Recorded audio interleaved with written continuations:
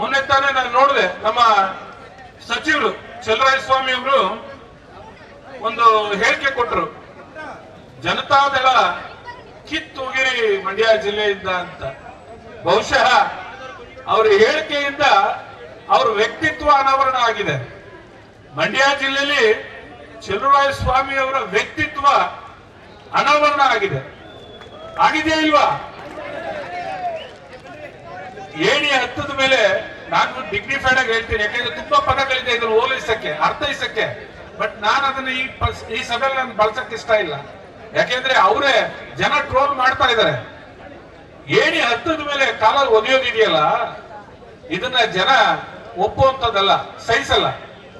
ಆಮೇಲೆ ಇವ್ರುಗಳು ಏನ್ ಅನ್ಕೊಂಡ್ಬಿಟ್ಟಿದಾರೋ ನನ್ಗೆ ಗೊತ್ತಿಲ್ಲ. ಪಾಪ ಯಾವ ಕಾರಣಕ್ಕೆ ಇವರೆಲ್ಲ ಗೆದ್ದಿದ್ದಾರೆ, ಎಷ್ಟರಲ್ಲಿ ಗೆದ್ದಿದ್ದಾರೆ, ಇದು ಚರ್ಚೆ ಆಗ್ಬೇಕಲ್ಲ. ನೀವು ಸೋತಾಗ ಎಷ್ಟಲ್ಲಿ ಸೋತಿದ್ರಿ, ಈಗ ನೀವು ಗೆದ್ದಿರೋದು ಎಷ್ಟಲ್ಲಿ ಗೆದ್ದಿದ್ದೀರಿ? ಸುರೇಶ್ ಗೌಡನ ಹಾವಳಿನ ನೀವು ತಡಿಯಕ್ ಆಗ್ತಾ ಇಲ್ಲ, ಬೇರೆ ಬೇರೆ ಕ್ಷೇತ್ರ ಹುಡುಕ್ತಾ ಇದ್ದೀರಾ. ನಾಗಮಂಗಲದಲ್ಲಿ ಸುರೇಶ್ ಗೌಡನ ಹಾವಳಿ ತಡಿಯಕ್ ಆಗ್ತಾ ಇಲ್ಲ, ಬೇರೆ ಬೇರೆ ಕ್ಷೇತ್ರ ಹುಡುಕ್ತಾ ಇದ್ದೀರಾ. ಎಲ್ಲೋ 4-5 ಸಾವಿರ ಹೋಟೆಲ್ ಹೆಚ್ಚು ಕಮ್ಮಿಗಳಲ್ಲಿ ಸೋಲ್ ನೋಡಿರ್ಬೋದು. ನೀವೆಷ್ಟಲ್ಲಿ ಸೋತ್ರಿ? ಏನೋ ಜಿಲ್ಲೆಯಲ್ಲಿ JDS ನ ಕಿತ್ತಾಕ್ಬಿಡ್ತೀನಿ ಅಂತ ಹೇಳ್ತೀರಲ್ಲ, ನೀವ್ ಎಷ್ಟೊಂದು ಸೋತ್ರಿ ಚಲರಾಯಸ್ವಾಮಿ ಅವರೇ? ಯಾರ ಬಗ್ಗೆ ಮಾತಾಡ್ತಾ ಇದ್ದೀರಿ? JDS ಪಕ್ಷ ಅನೇಕ ನಾಯಕರುಗಳನ್ನ ಈ ರಾಜ್ಯದಲ್ಲಿ ತಯಾರು ಮಾಡಿದಂತ ಪಕ್ಷ. ಈ ಪಕ್ಷದ ಬುಡದ ಬಗ್ಗೆ ನೀವು ಮಾತಾಡಕ್ ಮಂಡ್ಯದಲ್ಲಿ ಅದುವೇ ಹೋಗಿ ಅಭಾಸ ಮಾಡ್ಕೊಂಡ್ಬಿಟ್ರಲ್ಲ, ಇದು ನಿಮ್ಮ ವ್ಯಕ್ತಿತ್ವಕ್ಕೆ ಸರಿನಾ? ನೀವ್ ಯಾವ್ದಾರ ಪಕ್ಷದಲ್ಲಿ ಅವಕಾಶಗಳು ಸಿಗ್ತವೆ. ನಾನು ಹಿಂದೆ ಕಾಂಗ್ರೆಸ್ ನಲ್ಲಿದ್ದೆ, ನಾನು ನಿಮ್ ತರ ಮಾತಾಡ್ತೀನ. SM ಕೃಷ್ಣ ಅಂತ ಲೀಡರ್ ಜೊತೆಲಿದ್ದೆ. ನಾವು ಇವತ್ತಾದ್ರ ಈ ರೀತಿ ಒಂದು ಕೆಟ್ಟತರವಾಗಿ ನಡ್ಕೊಂಡು ಮಾತಾಡ್ತಾ ಇದೀವ? ಅದೇನ್ ನಿಮ್ಮಲ್ಲಿ ಬಂದಿದೆ ಅಂತ? ಎಲ್ಲಾ ರೀತಿಯಲ್ಲೂ ದೇವೇಗೌಡರನ್ನ, ಕುಮಾರಣ್ಣನ ಬೆಳೆಸ್ಕೊಂಡ್ಬಿಟ್ಟು ನೀವ್ ಇವತ್ತು ಆ ಪಕ್ಷನ ಕಿತ್ತಾಕ್ಬಿಡ್ತೀನಿ ಬಿಡು ಸಹಿತ ಅಂತಿರಲ್ಲ. 3-4 ಸಾವಿರ ಹೋದಲ್ಲಿ ಗೆದ್ಬಿಟ್ಟು ಯಾವ ನ್ಯಾಯನ್ರಿ ಇದು? ಜನ ನಗಲ್ವೇ? ನಗ್ತಾರ ಇಲ್ವೋ? ಇದಕ್ಕೆ ಇನ್ನೊಂದು ಪದ ಇದೆ ಹಳ್ಳಿ ಭಾಷೆಯಲ್ಲಿ, ಅದನ್ನ ನಾನ್ ಹೇಳಲ್ಲ, ನೀವೇ ಹೇಳ್ಬೇಕು ಅದನ್ನ.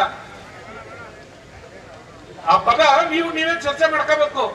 ಹಾಗಾಗಿ ಇಂಥವ್ರಿಗೆಲ್ಲ ನೀವು ಬುದ್ಧಿ ಕಲಿಸ್ಬೇಕಾಗಿದೆ. ಮುಂದೊಂದು ದಿವಸದಲ್ಲಿ ಈ ರಾಜ್ಯದಲ್ಲಿ ಬಹುಶಃ ನೀವೇ ಹೇಳಿ, ಯಾರಾದ್ರೂ ನಾಯಕತ್ವ, ಈ ರಾಜ್ಯದ ನಾಯಕತ್ವ ವಹಿಸ್ಕೋಬೇಕು ಅನ್ನೋದಾದ್ರೆ ಯಾವ್ದಾದ್ರೂ ಒಂದು ಪಕ್ಷದಲ್ಲಿ, ನಾನು ಇಂಥ ಪಕ್ಷ ಅಂತ ಪಕ್ಷ ಅಂತ ಯಾವ ಹೆಸರು ಹೇಳೋದಿಲ್ಲ, ಯಾವ್ದಾದ್ರೂ ಪಕ್ಷದಲ್ಲಿ ಒಂದು ವ್ಯಾಲ್ಯೂಡ್ ಫೇಸ್ ಇದೆಯಾ, ಉತ್ತಮವಾದ ಮಕ ಇದೆಯಾ ತೋರ್ಸಕ್ಕೆ? ಕುಮಾರಸ್ವಾಮಿ ಬಿಟ್ಟು ಯಾವ್ದಾರ ಪಕ್ಷದಲ್ಲಾಗ್ಲಿ ಜನಕ್ಕೆ ಅನುಕೂಲ ಆಗುತ್ತೆ ಅನ್ನೋ ಮಕ ಇದೆಯಾ? ಹೇಳಿ ನೀವೇನೆ, ಯಾವ್ದಾರ ಇದೆಯಾ? ಅಧಿಕಾರ ಸಿಕ್ಕಿದ ತಕ್ಷಣ ನೀವೆಲ್ಲ ತಲೆ ಮೇಲೆ ಇಟ್ಕೊಂಡು ತಿರ್ಗಾಡ್ಬಿಡ್ತಾ ಇದ್ದೀರಿ. ಕುಮಾರಣ್ಣ ಏನ್ ಮಾಡಿದ್ರು? ಆಣೆ ಪ್ರಮಾಣ ಮಾಡಿಕೊಂಡು ಜನಕ್ಕೆ ಕಷ್ಟಕ್ಕೆ ಸಂಕಷ್ಟಕ್ಕೆ ಅವತ್ತು ಇಡೀ ರಾಜ್ಯದಲ್ಲಿ ರೈತರು ನೇಣಾಕೊಳ್ಳಕೊಂಡ್ರಲ್ಲ, ಮನೆಗೆ ಹೋಗಿ ಧೈರ್ಯ ಹೇಳಿ ಬಂದ್ರಲ್ಲ, ನಾನ್ ಸಾಲ ಮನ್ನಾ ಮಾಡ್ತೀನಿ ಅಂತ. ಸರ್ಕಾರ ಬಹುಮತ ಬರ್ದಿದ್ರು ಕೂಡ, ಪಾಲಿತ ಆದಾಗೂ ಕೂಡ ಅವ್ರನ್ನ ಕನ್ವಿನ್ಸ್ ಮಾಡಿ ನಿಮಗೆ ಸಾಲ ಮನ್ನಾ ಮಾಡಿ ಒಂದು ರೈತರ ಭಾವನೆ ತೀರಿಸಿದ್ರಲ್ಲ, ಆ ತಾಕತ್ತು, ಆ ಬಡವರಿಗೋಸ್ಕರ ಸ್ಪಂದಿಸುವಂತ ಗುಣ ಇನ್ನೊಬ್ಬ ನಾಯಕ ಯಾರಾದ್ರೂ ಆಲ್ಟರ್ನೇಟಿವ್ ಫೇಸ್ ಇದೆಯಾ? ಮಾಡಿದಾರ? 136 ಕೊಟ್ಟಿದ್ದೀರಿ, 136 ಸೀಟ್ ಕೊಟ್ಟಿದ್ದೀರಿ. ಜನಕ್ಕೆ ಅನುಕೂಲ ಆಗುತ್ತದೆ ಇದೆಯಾ? ನಿಮ್ ಮನೆಯಲ್ಲಿ 2,000 ರೂಪಾಯಿ ಕೊಡ್ತೀವಿ ಅಂತ ಹೇಳಿ ಮರಳು ಮಾಡಿ ಹೆಣ್ಮಕ್ಳು ಓಟ್ ತಗೊಂಡಿದ್ದೀರಿ ಅಷ್ಟೇ. ನೀವು ಒಂದು ಕುಟುಂಬದಲ್ಲಿ 25ರಿಂದ 30 ಸಾವಿರ ನಿಮ್ಗೆ ಅರಿವಿಲ್ಲದೆ ದುಡ್ಡು ಕಿತ್ಕೊತಾ ಇದ್ದಾರೆ ಈ ಸರ್ಕಾರ. ಇದೆಲ್ಲ ನಿಮ್ಗೆಲ್ಲ ಮುಂದಿನ ದಿನಗಳಲ್ಲಿ ನಾವು ಇದನ್ನ ಹೆಚ್ಚಿನದಾಗಿ ಮಾತಾಡೋಣ. ಇವತ್ತು ಪಕ್ಷದ ಸೇರ್ಪಡೆ ಕಾರ್ಯಕ್ರಮ ಇದೆ, ಇನ್ನು ನಿಖಿಲ್ ಕುಮಾರಸ್ವಾಮಿ ಅವರು ಮಾತಾಡೋದಿದೆ, ಬಹಳಷ್ಟು ವಿಚಾರಗಳು ಇನ್ನು ಅನೇಕರು ಮಾತಾಡ್ತಾರೆ. ಒಟ್ಟಾರೆ ಇನ್ನು ಮುಂದೆ KR ಪೇಟೆಯಲ್ಲಿ JDS ಸೇರ್ಪಡೆ ಬಹಳ ದೊಡ್ಡ ಪ್ರಮಾಣದಲ್ಲಿ ಆಗುತ್ತೆ ಅನ್ನೋದನ್ನ ನಾನಾದ್ರೂ ಕೂಡ ಭಾವಿಸಿದ್ದೀನಿ. ಯಾಕಂದ್ರೆ ನನಗೂ ಅನೇಕ ಸ್ನೇಹಿತರುಗಳು ಇದ್ದಾರೆ KR ಪೇಟೆಯಲ್ಲಿ, ಅವರೆಲ್ಲ ಮಾತಾಡ್ತಾ ಇದ್ದಾರೆ. ನಾವೆಲ್ಲ ಸೇರ್ಕೊಂತೀವಿ, JDS ಪಕ್ಷ ಸೇರ್ಕೊಂತೀವಿ, ಕುಮಾರಣ್ಣನ ಈ ರಾಜ್ಯದ ಮುಖ್ಯಮಂತ್ರಿ ಮಾಡಬೇಕು ನಾವು, ಇಲ್ಲ ಅಂದ್ರೆ ಈ ರಾಜ್ಯ ಖಂಡಿತ ಹಾಳಾಗೋಗುತ್ತೆ ಅಂತೇಳಿ ಎಲ್ಲರ ಅಭಿಪ್ರಾಯ ಆಗಿದೆ. ಆ ನಿಟ್ಟಿನಲ್ಲಿ ನಾವೆಲ್ಲರೂ ಸೇರಿ ಕುಮಾರಣ್ಣನ 28ಕ್ಕೆ ಅವ್ರನ್ನ ಮುಖ್ಯಮಂತ್ರಿ ಮಾಡೋಣ ಅಂತ ಹೇಳಿ ಮಾತಾಡೋಕೆ ಅವಕಾಶ ಕೊಟ್ಟ ನಿಮ್ಮೆಲ್ಲರಿಗೂ ಒಂದ್ಸಲ ನಾನು ಮಾತು ಮುಗಿಸ್ತೀನಿ.